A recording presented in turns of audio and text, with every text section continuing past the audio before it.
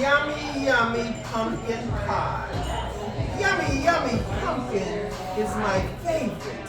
Whipped with brown sugar, cloves, and spice. Pumpkin honey, everything nice.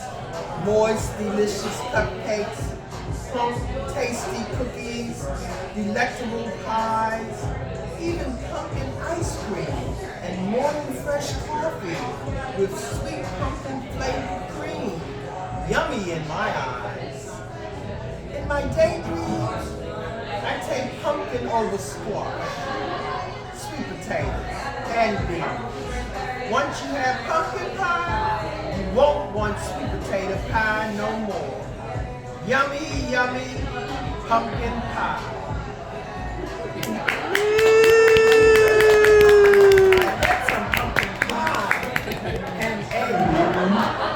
Yay, perfect, and it's perfect for this time. But I'm going to just read one poem, page 58. I was very happy when we got this prompt because I wanted to write about this trip I took a long time. And it's called Cowboy Road. In the 1970s, in my 20s, long ago, as if it happened yesterday, I traveled for a month on the USA Rail Pass, rolling down miles of America's tracks, visiting everyone I'd ever met on trips or friends who lived west, marking time with windy sweat tracks, awkward sleeping positions, talks with passengers from all over the country. The landscape passed by in darkened vistas, split-second views of distant lives. Dust seeped through the window cracks as we streamed through the Nevada desert. Orange waves glistened in the morning light as we landed dawn into California. Kansas plains flattened by the endless highway. Visits to Albuquerque, Denver, Topeka, Flagstaff, Los Angeles, San Francisco, California's redwoods, teeming cities, empty rail stations, with vastness of farmlands, endless green forests, and the dreams of lives people on there told me they wanted to lead. On one evening coach, a national parks ranger living on Grand Canyon's range invited me to stay with him in his neat canyon home. Bacon and eggs sizzled over Willie Nelson ran on the street. Dinner was tacos at a restaurant where all the rangers hung out. And the mule riding with me led by a well-known cowboy guided us down a steep canyon trail. I bumped up and down on the back of the jeep and I dust and sweat in my nostrils. I was traveling into a world I never knew, awed by people who traded in a 9-to-5 life for days in the wilderness. Western roads, dust curling the hills, cold, fresh scent of night air, far from urban pollution, a sky salted by stars. It was in a world I couldn't imagine for myself. One weekend in a pocket of a different world.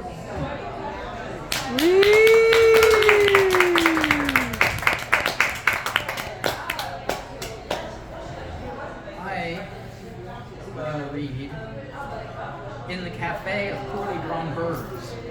It was inspired by a poem I wrote one morning. I was a misanthrope in the Cafe of Birds. And then, as I'm sure it's happened to all of you, I went to Toronto and was inspired to write a second poem. In the cafe. Toronto will do that. Yes. In the Cafe of Poorly Drawn Birds. How it can rain in Toronto, like monsoons it was. Rivers forming on Dundas Street West, near Chinatown, streets swelling with water.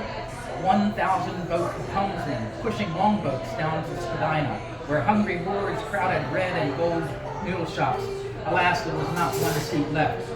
So we went north to the university, but students filled the cafes of College Street West, save for the Cafe of Poorly Drawn Birds, where at last we escaped the rain. Those poor birds, flat on the canvas, caged in cheap wooden frames, hung on the wall for sale crooked white cockatoos with mashed yellow crests, an oversized rainbow of a beak on a speechless toucan gave it bad posture and dripped flecks of paint at the tip. Two ragged birds of paradise cried, "How will we woo a mate with these thin, dangling, mangy tails?" I couldn't imagine these birds would last more than a day or two in the wild. They squawked and shrieked with disproportion, unfinished backgrounds, disfigured wings, and at last I had to look away, down to my pen and paper, and at last all was quiet in the cafe of poorly drawn birds, and everyone dreamed. I dreamed of the painter of poorly drawn birds behind the counter where, between making lattes, espressos, americanos, cappuccinos, she dreamed. In her dream, her birds hang in the National Gallery of Poorly Drawn Birds. She is in the gallery, and every day is an opening, and everywhere there is art. Everywhere you look is art. The espresso machine is hyper-realistic sculpture. Its ironic functionality seeks to negotiate a tension between the absurdity of modern urbanity and aesthetic consumerism. The pastries in the glass case are small, whimsical works blown and shaped only this morning by a little-known Italian glassmaker, whose elegiacal sense of play parodies certain liminal aspects inherent to our contemporary society. The menu is our artist statement. Audrey Giriel, born 1992, Granby, Canada, makes very poor paintings and drawings of birds, as well as a variety of wraps and specialty sandwiches. By manipulating bread, tortilla, lunch meat, lettuce, tomato, and a variety of condiments, Giriel subverts traditional temporal spatial relationships that formalize her seemingly random works, available beside Caesar salad for only $2 extra. And why not try one of her tempting coffee concoctions, such as her seminal caramel almond mochaccino, unfiltered in its references to dream worlds, and frequently revealed as an idiosyncratic and quirky self-portrait, on the one hand touchingly beautiful, on the other hand irresistibly delicious. Audrey Giriel currently lives and works in Toronto, Canada. The cafe owners were her entourage. They were the agents and personal assistants, and a brother of the personal assistant, and his cousins, hangers-on of the artist of poorly drawn birds. That was her dream, but the cafe owners were dreaming too. Dreaming of opening 2 cafes filled with paintings of poorly drawn birds, and eventually 3. They might even branch out into Hamilton or Kingston. They even dared dream of building a cafe of poorly drawn moose in Edmonton or Saskatoon. Then they build a coffee shop chain filled with poorly drawn birds in Ottawa, and at last, Montreal, Le Café et Réseau Martesinet. The dreams became bigger as the coffee flowed, and glass croissants shattered in their mouths. Oh, Canada, land of dreams.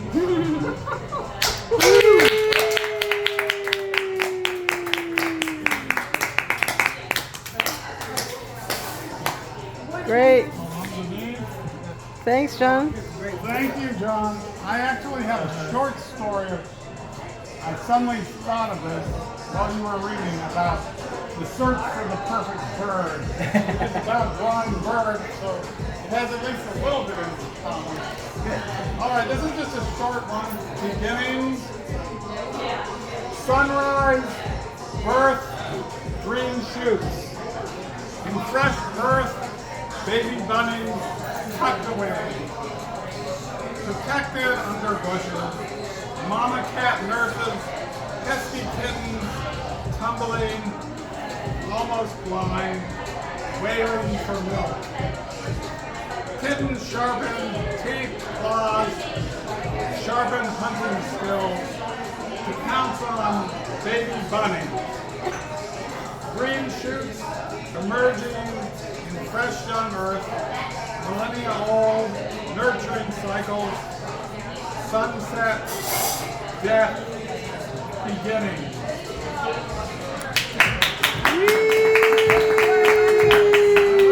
I have a little announcement. If anyone's interested, Marianne and I did bring books.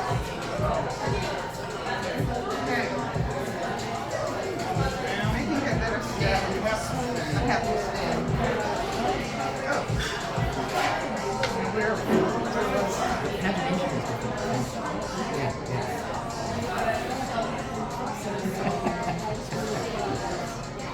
This one, it's Ah, here I am.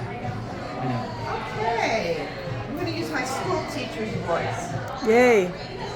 And first poem I want to read, this is the one I think of when I think about writing poetry and in the pandemic and writing poetry for Poets on the Green Line. And it was written in response to Working Wonders, in which the singer becomes a nurse. Oh yeah, it's about a co-worker I knew who became a nurse at a great age, in which the singer becomes a nurse. White coat thrown over a jade polyester dress, the singer graduates from nursing school. She stands with a friend, a woman from the Gambia. The classmate she sang hymns with at a blind man's bedside.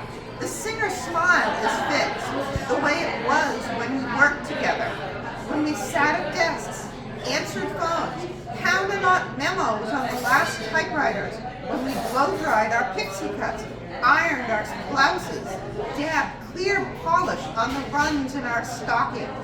I wonder if she knew what she was getting into, working at the center of this pandemic in the Bronx, where suiting up means reusing masks and gowns, wearing plastic shields and garbage bags, laundering latex gloves. Elsewhere in the city, doctors in private practice die from the virus. Workers who hand out the masks, who hand out the trays, die from the virus. Maybe this is the wonder. The singer gets up before dawn and comes home in the dark, climbing 4 flights of stairs as if she were still Sister Blanche, the nobleman's daughter, who ascends to the scaffold, bareheaded, wearing white, in the last scene of Dialogues of the Carmelites. This time, the singer finds her way to her upright piano to sing again. And I love this poem is all on one page. Great. Okay. And I think I want to read one more. I know we mentioned Mary Stone Hanley, and this is from the workshop that was in her memory. And it's a draws that smelled of elbow grease, which is a line from her poem Woman's Home. The smell of elbow grease is the body. It's sweat blowing in summer without air conditioning or tank tops. It's Lux soap and marble cakes at the bottom of a clawfoot tub. It's weekly shampoo at Rose's Beautyrama. It's Pepsodent toothpaste. It's denture cream. It's Listerine mouthwash as strong as diluted pine sol in the stainless steel bucket. It's mid-afternoon smoke in the backyard, away from sheets and underwear on the line. It's pork for dinner. It's franks and beans on Saturday. It's black coffee for lunch. It's coal in the cellar. It's molasses cookies in the oven. It's lime lingering in the air. Long after the body is forever at rest, the house, soul, then demolished.